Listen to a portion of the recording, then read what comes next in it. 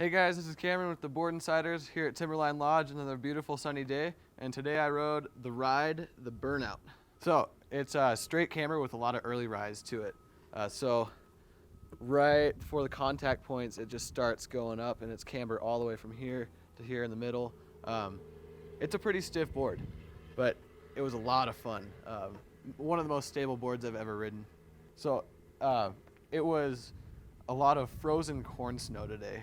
The park crew and the whole mountain department has been salting a lot of the snow and doing a lot of salting. So it honestly felt like we were riding on iced over pavement for some parts.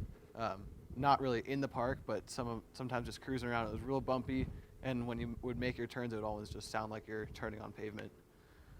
How did it handle that? It handled awesome. I've never ridden a board before that felt like I had shock absorbers in there. It almost felt like I had shocks like for a car or a mountain bike or something. It was just absorbing everything. I typically ride some looser boards, some flexier boards that have a lot more flex to them, and I'm used to feeling every little bump and niche in the snow. This one I hardly felt anything. It almost felt like I was riding just a flat sheet of snow. The board had quite a bit of pop. I was very pleased with the pop. It had a lot of ride-off pop, so I didn't really have to put a lot of effort into my jump of a quick extension of the legs at the lip of the jump because the board just did it for me. And the flex on it, it was not super flexible. I had to work pretty hard to get a nose or a tail off of the snow when I was trying to press or on a box or rail. The board performed very well throughout the entire park. The one flaw that I saw in it, or that I felt in it, was that the board didn't flex around the rail when I was getting into a front side board slide or when I got sideways on a rail at all. It was really good at locking into 50-50s.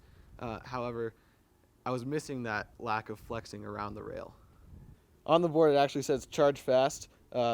Charge fast, never last, and it's true. It really it absorbed every little bump. It went super fast, and it was awesome. I was behind people by 50, 60 feet, and 2-3 seconds go by, and I'm passing them. This board's made for people that really want to progress their game in the jumps, on the jumps.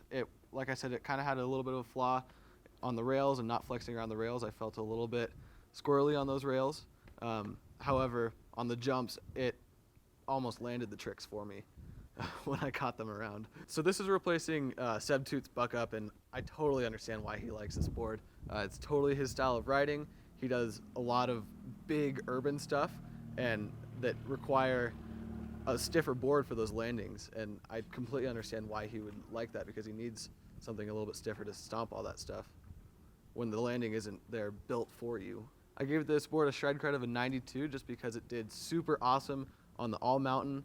It did super awesome with the free ride. It's not intended to be dropping cliffs, but I imagine that it would hold up pretty well. And on those big booters, it did awesome.